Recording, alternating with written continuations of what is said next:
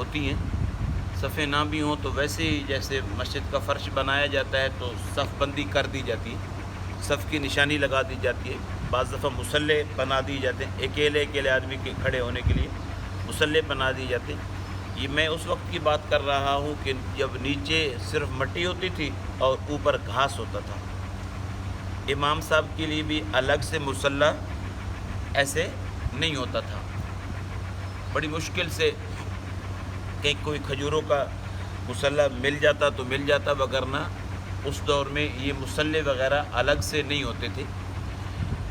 اس وقت کی بات ہے کہ اللہ کے نبی صلی اللہ علیہ وسلم جب صف میں تشریف لاتے تو نمازی حضرات کے پہلے سینے برابر کرتے اور اس کے بعد کندھے برابر فرماتے اور فرماتے کہ کندھے کے ساتھ کندھا ملا کے کھڑا ہوا کرو، خلا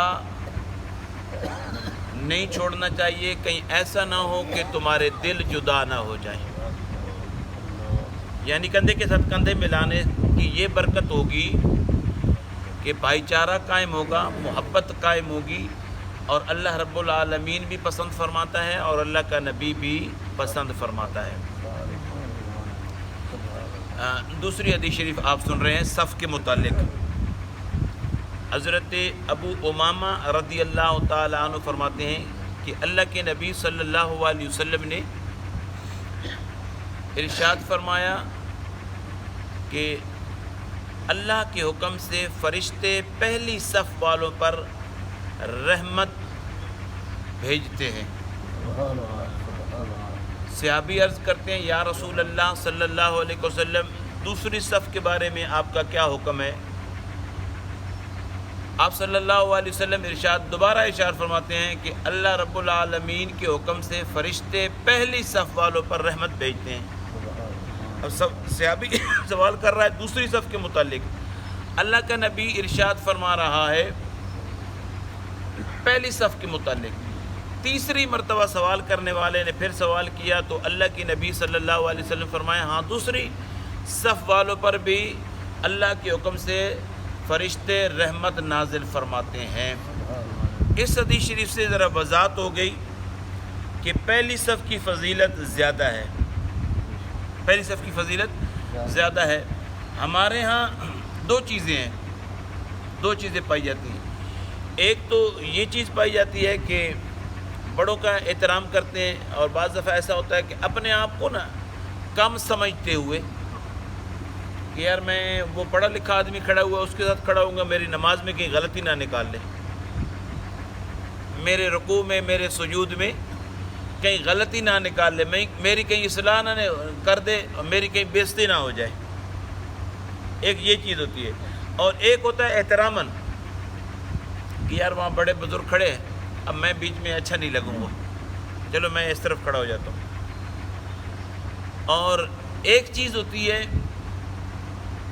کہ لا علمی کی وجہ سے، لا بلد ہونے کی وجہ سے، مسئلے سے واقف نہ ہونے کی وجہ سے آگے بلاتے بھی رہتے ہیں کہ یار آگے صف خالی پڑی ہوئی ہے آگے آ جاؤ، لیکن وہ پیچھے ہی کھڑا ہو جاتا ہے.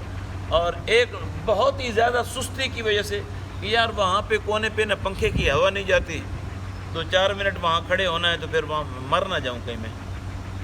اللہ کے بندہ اگر تو یہ سوچے نا کہ تو وہاں مر رہا ہے اور نماز کی پوزیشن میں مر رہا ہے، تیرے جیسا خوش نصیب ہی کوئی نہیں ہے. تیرے جیسا تو خوش نصیب کوئی نہیں ہے کہ تو نماز کی حالت میں مر رہا ہے. جس حالت میں مرے گا اسی حالت میں اٹھایا جائے گا.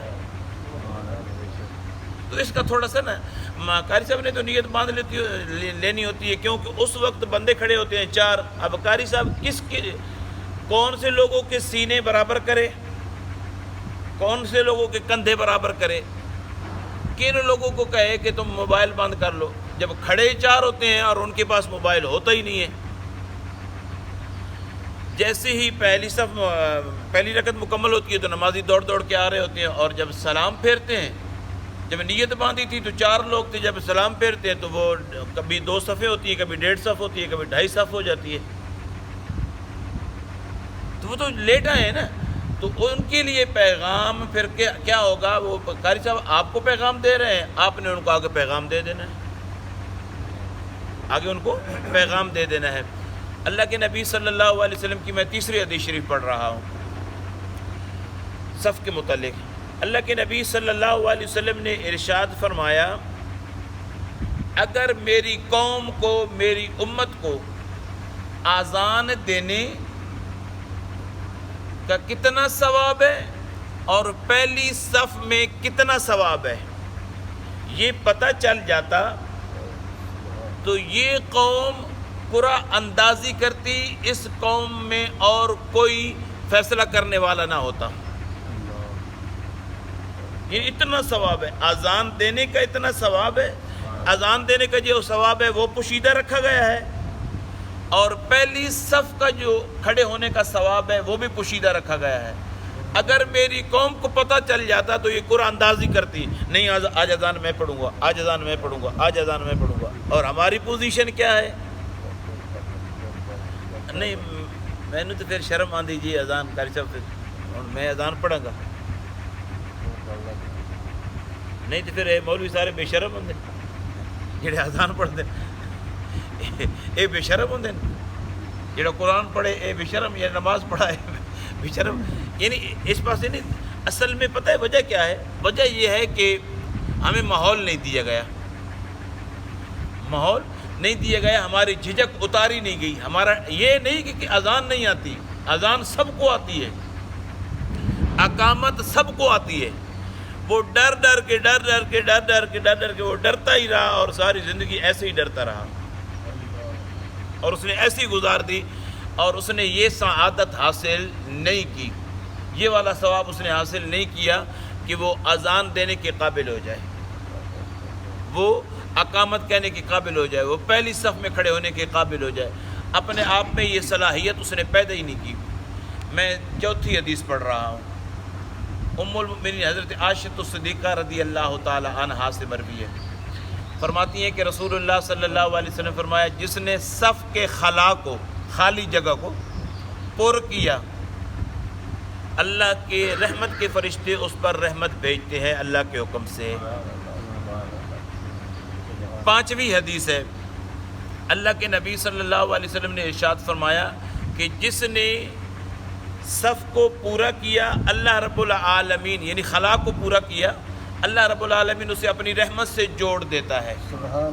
چھٹی اور آخری حدیث ہے آج کی موضوع کے متعلق کہ اللہ کے نبی صلی اللہ علیہ وسلم نے ارشاد فرمایا، جس نے خلا دیکھا، پیچھے صف پہ کھڑا تھا، خلا تھا پہلی صف میں، ابھی دو نمازیوں کی جگہ تھی یا ایک نمازی کی جگہ تھی، اور وہ آیا کہ یار پہلی صف پر کر لینی چاہیے، پہلے پہلی صف ہے پھر دوسری صف ہے، تو پہلی صف کی فضیلت زیادہ ہے، اور اس نے پہلی صف کو مکمل کیا تو اللہ کے نبی صلی اللہ علیہ وسلم نے ارشاد فرمایا، اس کے اس عمل سے اس کی مغفرت کر دی جاتی ہے۔ اس کی نماز بعد میں پڑھے گا، نماز نہیں پڑھی ابھی اس نے مکمل، نماز کے لیے اب صرف کھڑا ہوا ہے اور پہلی صف کو مکمل کیا ہے، نماز پڑھے گا درجے اور زیادہ بلند ہو جائیں گے۔ صرف صف کو اس نے مکمل کیا، پہلی صف کو مکمل کیا یا دوسری صف کو مکمل کیا کہ صف میں خلا تھا، جگہ خالی تھی اور وہ کھڑا ہو گیا، تو اللہ رب العالمین اس کے اس عمل سے اس کی مغفرت اور بخشش فرما دے گا۔ اللہ پاک مجھے اور آپ احباب کو یہ مسائل یاد رکھنے اور ان پر عمل کی توفیق نصیب فرمائے۔ اب کیونکہ روز ایک ہی مسئلہ لے کے بیٹھ جائیں نا تو پھر نمازی حضرات اکتا جاتے ہیں، یار مولوی ہر روز وہی مسئلہ دسی جاندہ، جمعے تے آؤ تو تاں ہو، جے فجر تے آؤ تاں ہو۔ تو اس لیے یہ کبھی کبھار ایسا ہوتا ہے برکت کے لیے کہ تاکہ اگر دیکھیں نمازی سبق بھول تو نہیں گئے، دوبارہ یہ رپیٹ کروا دیا جاتا ہے۔ تو اس لیے کیونکہ حدیثیں تو وہی ہیں، اب مولوی اپنے پاس سے تو نہیں گھڑے گا، جو ہو چکی وہی ہونی ہے۔ جو مسائل شریعت مطہرہ کیونکہ مکمل ہو چکی ہے، اب دوبارہ نئی شریعت مطہرہ، ہاں ایسا ہوتا ہے کہ جیسے کہ پچھلے دنوں میں کرونا کی مد میں، ویسے حکم یہ ہے کہ نماز کی حالت میں منہ کا ننگا رکھنا یہ واجب ہے، لیکن پچھلے دنوں میں جب کرونا سسٹم تھا تو علماء کرام کا پینل بیٹھا، بڑے بڑے مفتیان کرام بیٹھے کہ جی بیماری ہے اور لگ رہی ہے، ڈاکٹر صاحبان کہہ رہے ہیں اور بڑے بڑے ڈاکٹر کہہ رہے ہیں. تو علماء کرام نے بڑے بڑے ڈاکٹروں کی سن کر انہوں نے فتویٰ دے دیا کہ جی اس پوزیشن میں جب تک یہ بیماری وبا ہے، اس پوزیشن میں اب اپنے منہ پہ ماسک وغیرہ لگا کے نماز پڑھ سکتے ہیں. اس پوزیشن میں جب تک بیماری ہے. اور اب لوگوں نے کئیوں کی عادت بن گئی ہے، وہ اب مکمل منہ ڈھانپ کے ہی رکھتے ہیں اور عام روٹین میں بھی وہ ہوتے ہیں اور نماز کی پوزیشن میں بھی ہوتے ہیں. لیکن جبکہ اب ایسی کوئی بیماری نہیں ہے، کیونکہ حکومت کا پریشر تھا اور پورے ورلڈ کا، دنیا کا پریشر تھا، اور کہ ساری دنیا ہی کہہ رہی تھی کہ کرونا ہے کرونا ہے.